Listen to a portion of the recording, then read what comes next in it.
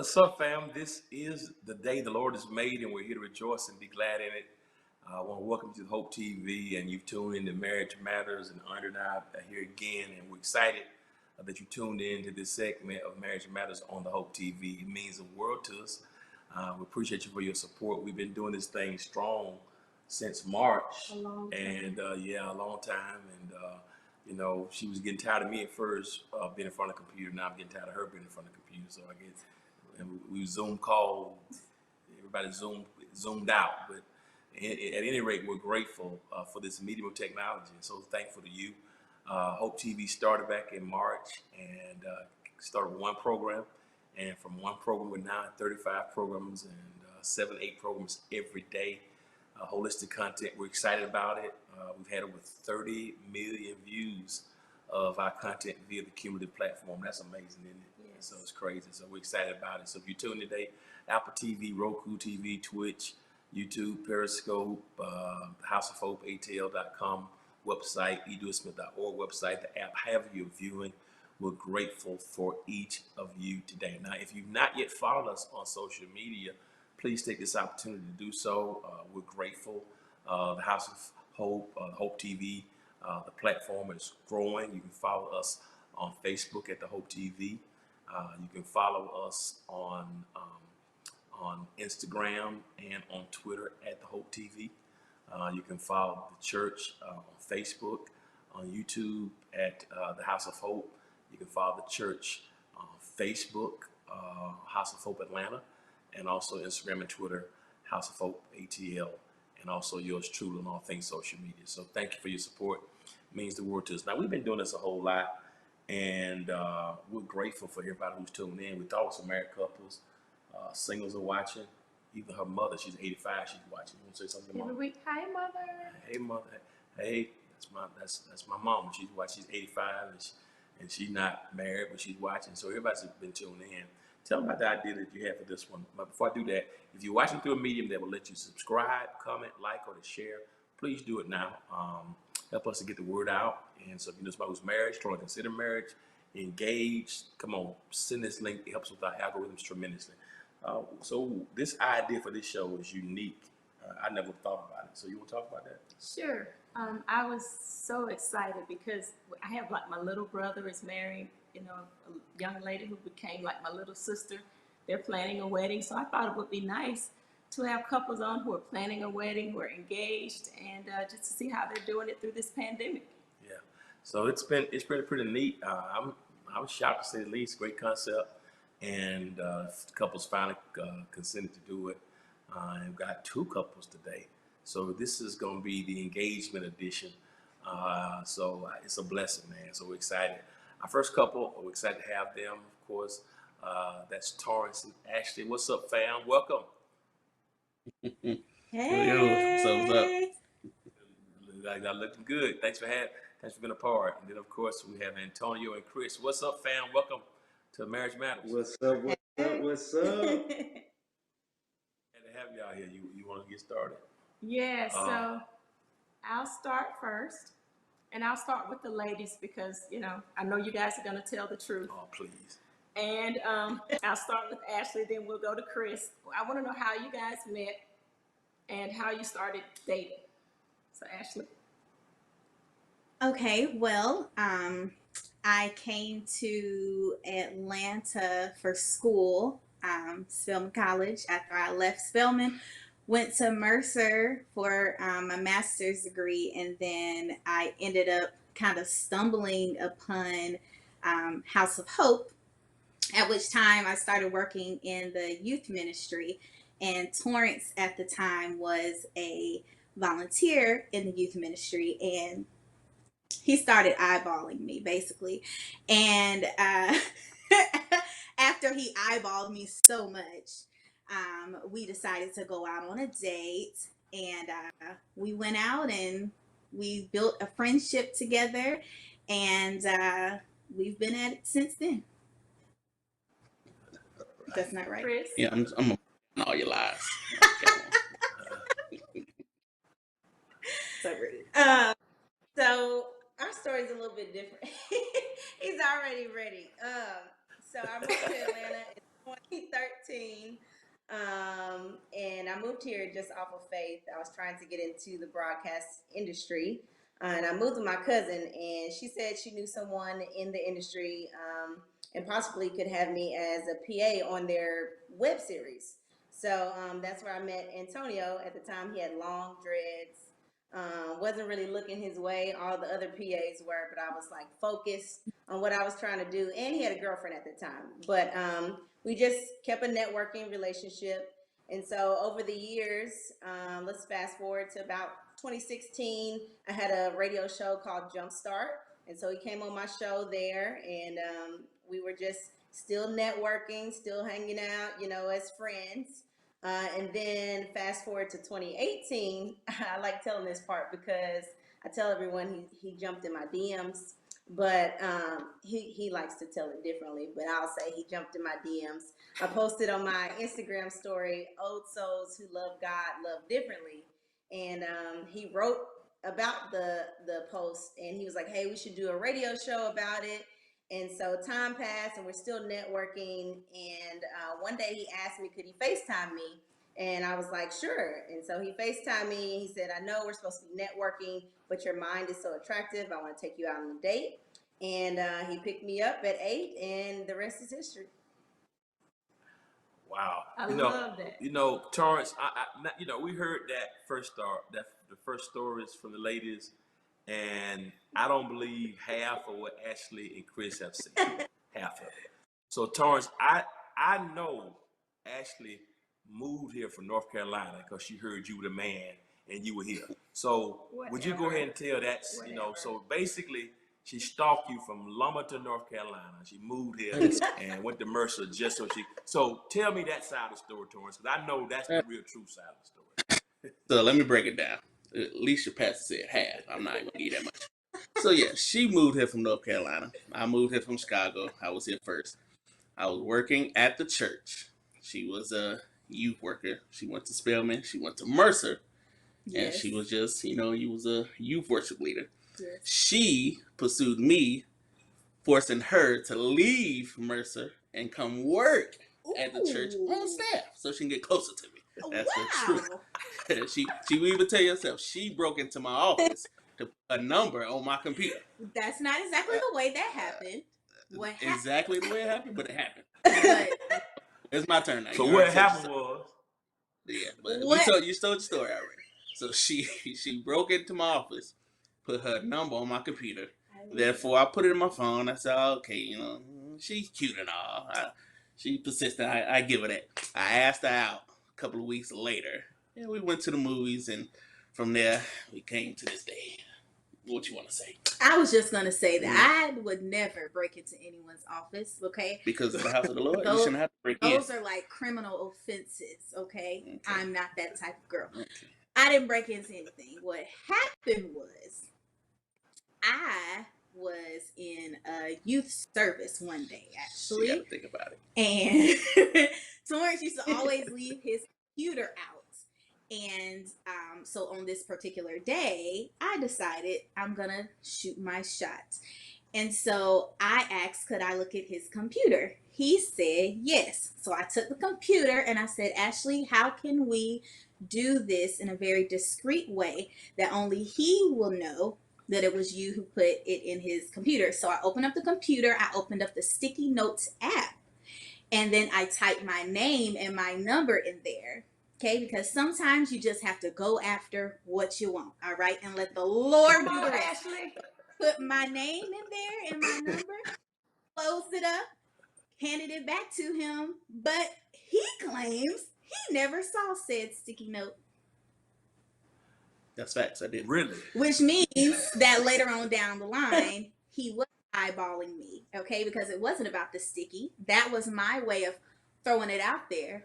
But you started eyeballing me. You thought I was beautiful, and now here we are. Well, we ain't gonna deny that part. But just tell your truth, Doc. Tell your truth.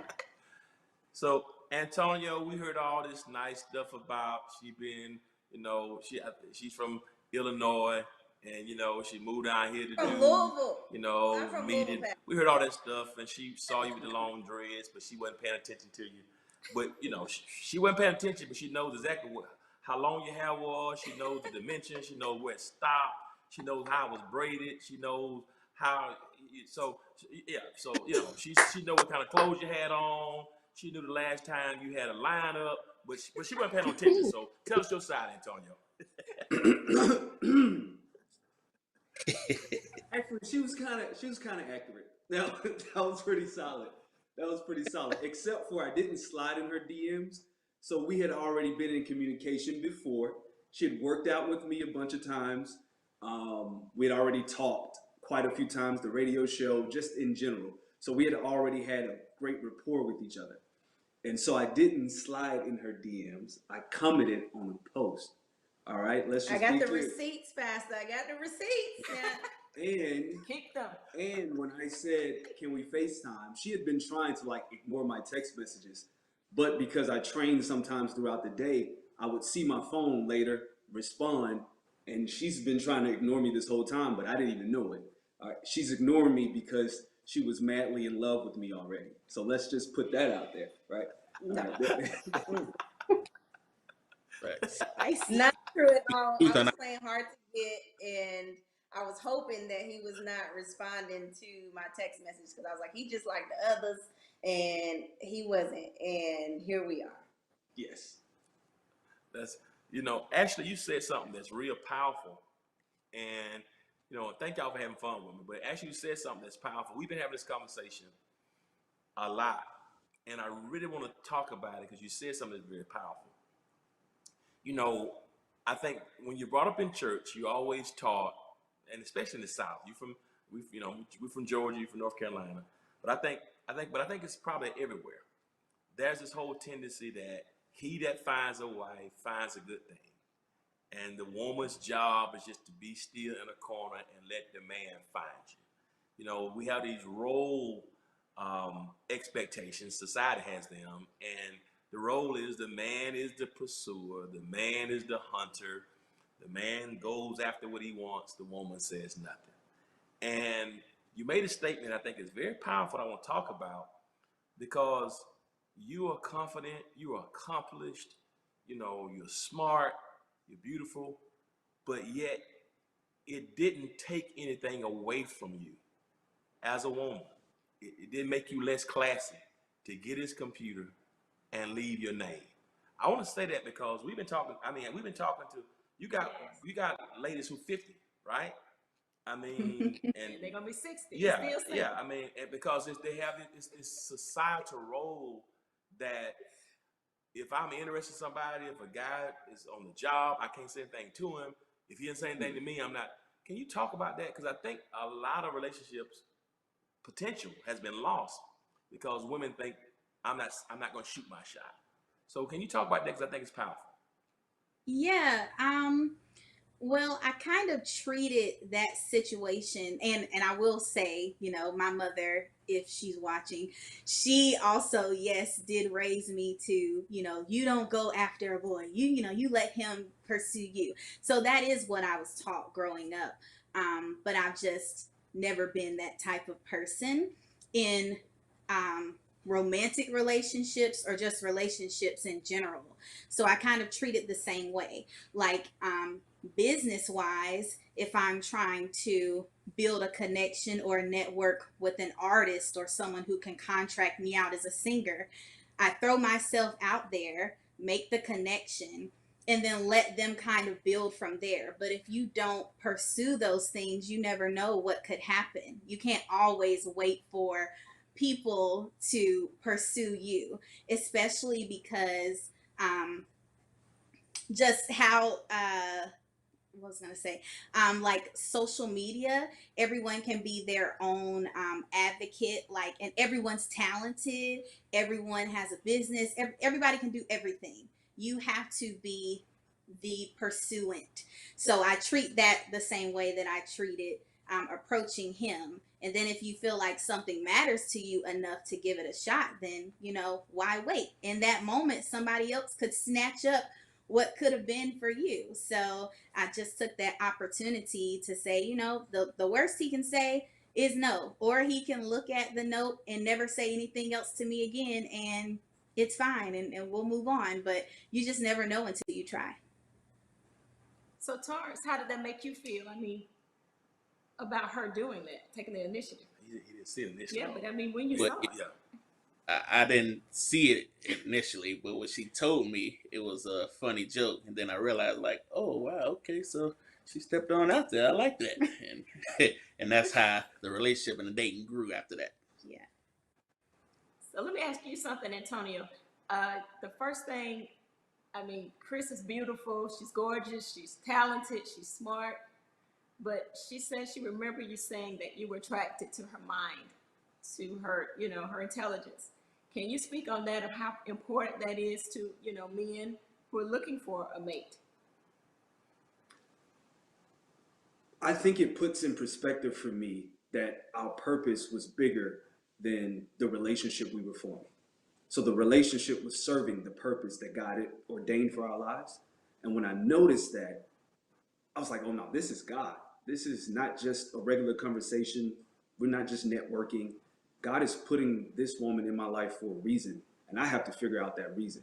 And so I even had a date ready. I said, hey, I'll pick you up Friday at 8 because I remember you liking seafood. So I had the restaurant planned and everything. And her face was like, Mine would have been too. That but I that's think it's that's important to that's be able to have great and deep conversations with your partner. I just think that's so important. that's awesome.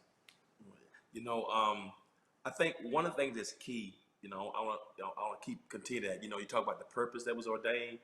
You know, and it's prevalent for both of you guys. Like you all four of you have been in ministry.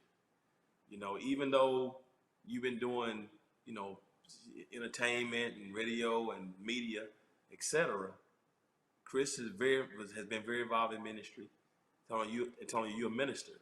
So, Chris, I want to ask you a question. Do you feel like service? It's almost like through your service, because we've been seeing that as a common thread too. A lot of people are connecting to people who have been doing something in ministry. And it's almost like the ministry and serving God opens the door for you. So, how does him being in ministry matter to you, Chris, in terms of a relationship? Was that important for you? The fact that he's in ministry. It is now. At first, because I didn't even know that he was a minister. He was ordained at 8? Was it Licensed at 8. licensed at 16. 8? Yeah. And so I didn't know that going into dating him. And so when he told me that, I was like, oh wow. I was like, okay, God, you have me here. Now I need to protect that purpose. Now I need to be able to pray for him in a way that I didn't know I was going to be having to pray for him about. So it's very important now. Did it matter at first because I didn't know? No, it didn't. But now it's very important. And I've always said to God in my prayers, I was like, I want my husband to find me working.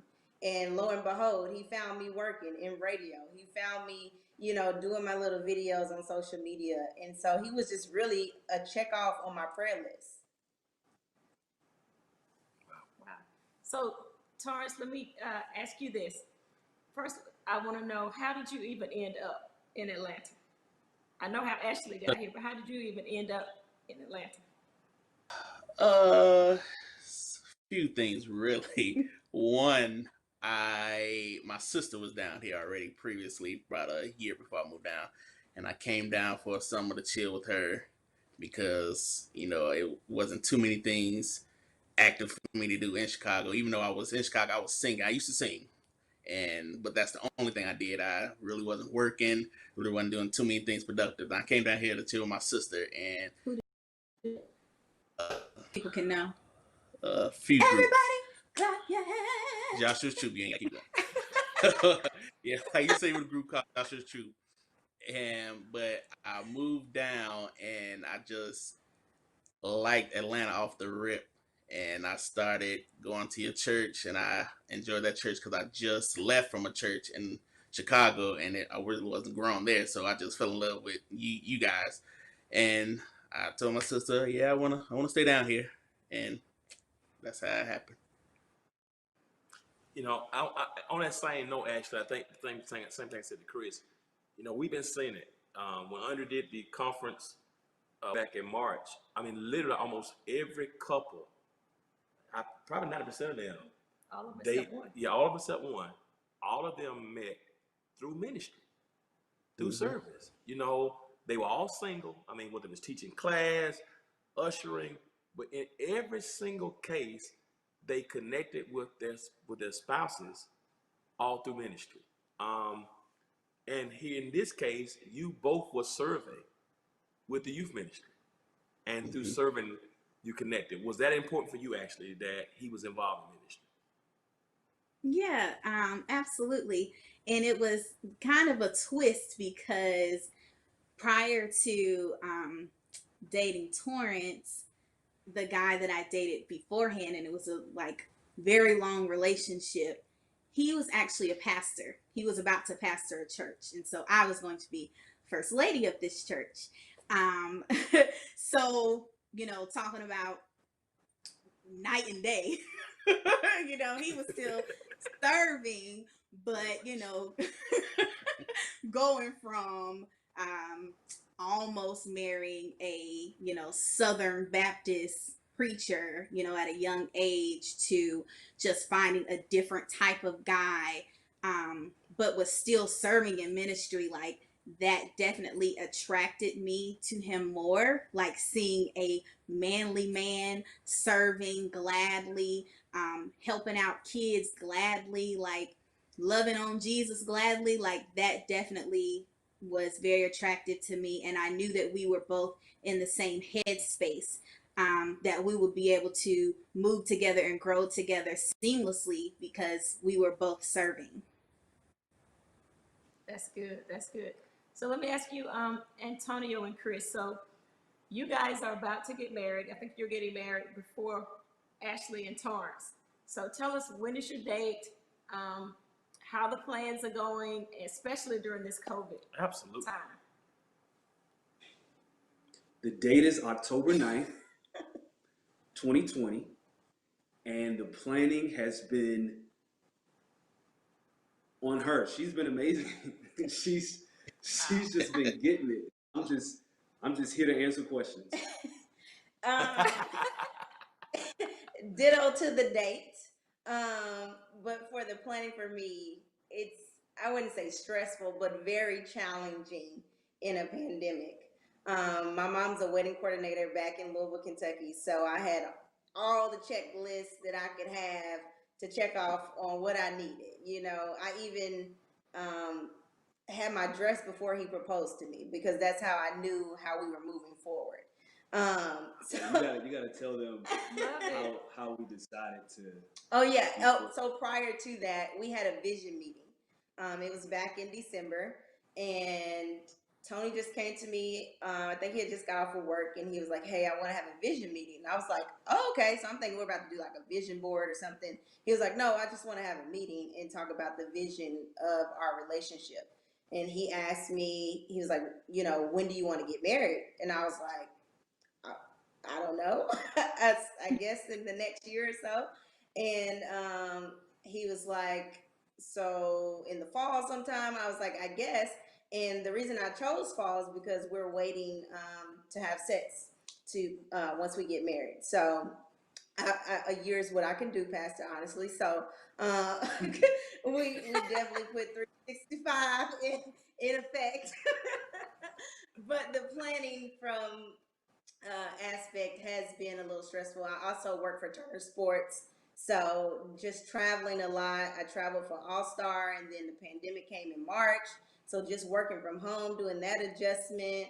And then also I've had like kind of issues with my manager, so it was a lot for me, just for the planning aspect of it. And we are 65 days away, and I can't wait for the planet and to just worship with my husband. So yes. That's awesome. I've been working on through a book concept for years, and it's about the diabolic nature of weddings. We've been talking about it for long. We got married. She didn't want a wedding at all. She wanted to go Vegas or have a cookout in the backyard. You know, Backyard. Yep. she was, yeah, but she was, her mother's baby, and her father, and I think her mom said something once about her dad. Her dad died when she was 9. So I felt like me being a pastor. My mother is like your mom, Chris, the planner, and so Your dad was a pastor. my dad was a My pastor. dad was Her a dad was a pastor. So as a matter of fact, her mother and my mother planned the wedding. By the time she came home one time from work, we had planned the whole wedding. I mean, because I was doing it for them. But I said that to say, one of the things I've been noticing is a lot of couples struggle because of the whole wedding. I mean, it's stressful. The finances that are involved. I mean, trying to appease the family members. Trying to get them fitted and suited. And sometimes it can become so laborious and so difficult that it takes the enjoyment, and even the couple start going at each other. So with that being said, with you and Chris and Antonio, to hear that story was powerful. But Torrance, you and Ashley get married next year, and it's COVID. Ashley, you from North Carolina, Torrance, you from Illinois. So how's that process going for you? I see Chris and Antonio closer. They already probably done with theirs, but how's that working for you? Has it been stressful for you as it has been for Chris? You want me to start? Yeah, you can go ahead. So when we first planning the wedding, we were ready. I had, conversations with vendors, got quotes on everything, and I was ready to start paying deposits. Then COVID hit, everything came to a stop. Torrance was in the middle of working a show, production got shut down, and my, immediate thought was, we are not going to be able to have this wedding that we thought we were going to be able to have. And I was definitely super worried. What I can say is that Torrance was never worried the entire time. He was like, it's going to be fine. We're going to have everything we need. And I was looking at him like, you do see that, your production got shut down, right? But he was not concerned at all, not one bit. And that was helpful and calming for me. But as time progressed, we had several conversations like, what are the possibilities and what are the options that we have? Should we push the date further? Should we have a small wedding? Should we? I know. Why are you here?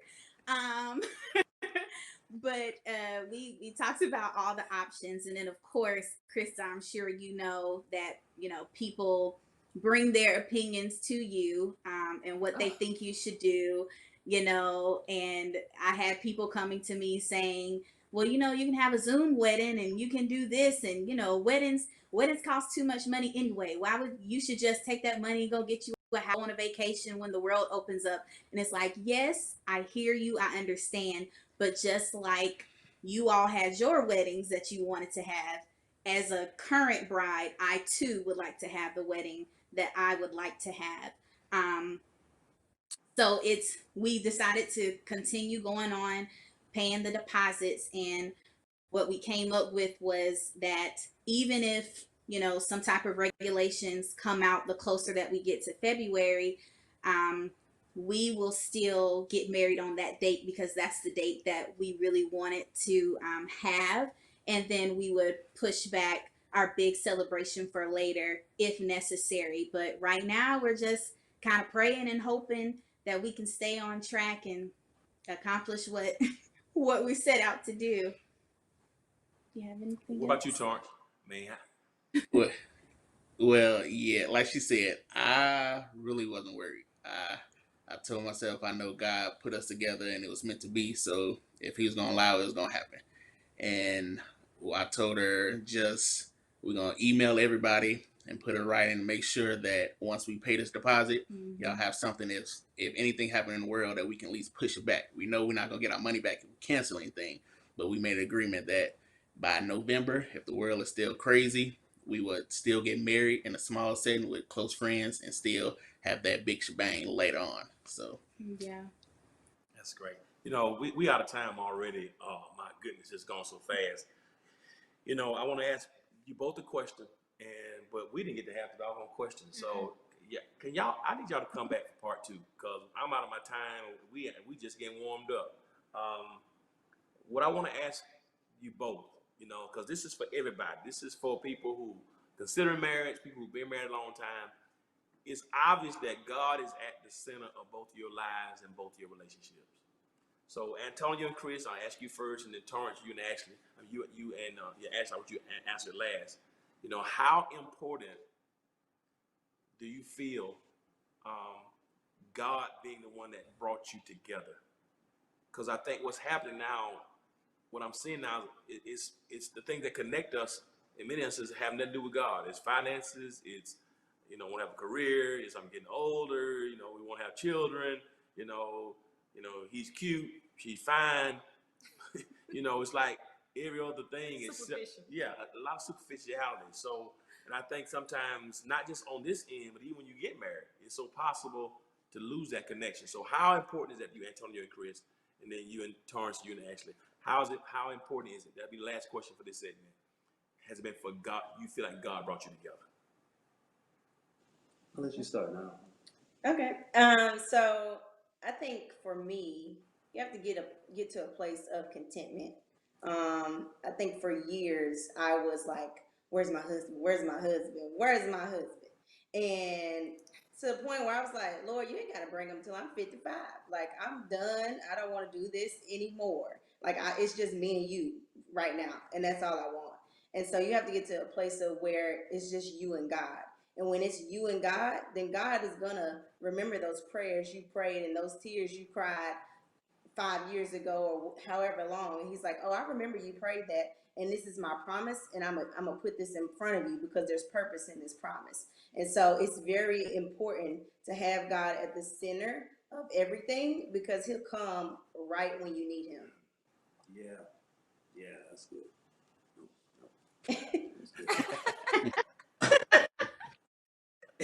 and for me, when I met her, the timing was perfectly imperfect, and I was really just so focused on always being aware of God's presence because I wanted to feel the fullness of God's unconditional love. And so I saw that and felt that when we reconnected. And that was sort of the reassurance that God has to be in everything because God already is in everything. So yeah. And I think one last thing too, our prayers matched. I remember having a date night with him, and I was like, "Hey, can I share something with you?" And he was like, "Yeah." And I was like, "I want to show you my prayer list." And I was like, "Everything that you've done up until now, I've checked it off." And then I showed him my list, and he was like, "Yo, like if I show you my notebook, this is the exact same prayers that I've been praying." And it wasn't even physical attributes. It was like patient, kind, getting to those type of attributes in a mate. And so when I saw that our prayers matched, I was like, "Okay, Lord, we're ready." That's good. Yeah. Ashley, Torrance? So I mean, I feel like they summed it up pretty well, but it's definitely important to have God at the center. And if you just, keep the scripture in mind, seek ye first the kingdom of God and everything else will be added. Like if you keep God at the center, that limits space and room for the enemy to slip in with, with all kinds of things. And so I think, God sent this one for me, and I wasn't necessarily looking, kinda, but he came he came in and he was what I needed, and I didn't know that I needed, which is why I definitely know that it's God. yeah, same as what everybody else said. I wasn't looking, and I knew Ashley was dating or to be with a preacher. She's gonna be a first lady, and I was like, for sure, I didn't want nobody super saved in my life. And so after we went out on the first date, I was like, oh, okay, well, it's not too bad, and things just started clicking, and we worked together. We both in music, and so I just things just started falling in line. Like, well, I guess God put you in my life. I found out she pursued me, so I'm like, we're gonna have to go further with this. So I knew God put us together for a reason, and that's how it ended. Wow. It's so. This has been a great idea. Thank you. This has been refreshing to see on this end. You know, it's been amazing because you brought people back to the core, and I'm excited about it. Y'all don't go nowhere. We're gonna finish this. We got to come back for part two. This is exceptional. Now you want to say? No, thank you guys so much, Yeah. and we can't wait to part 2. Yeah. Hey, family, you've been watching Marriage Matters, and Antonio and Chris and Torrance and Ashley. They've been so insightful. We've had fun. They've been just so encouraging, so hopeful. And I just hope that you've been inspired by it to know that there's somebody out there whose prayers match yours.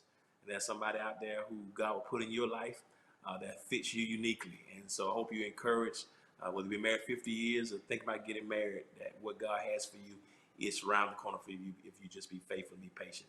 And so we're going to close this segment of Marriage Matters. I appreciate you for logging on. Please share this link with about 5 other people. As we close this session, please tune in next time, same day, same time next week. Antonio and Chris and Ashley and Torrance will be back with us for part 2. We're going to close this broadcast now, Marriage Matters. But always remember this: if you be good to God, God will be good to you. Until next time, peace. Take care. Thank y'all.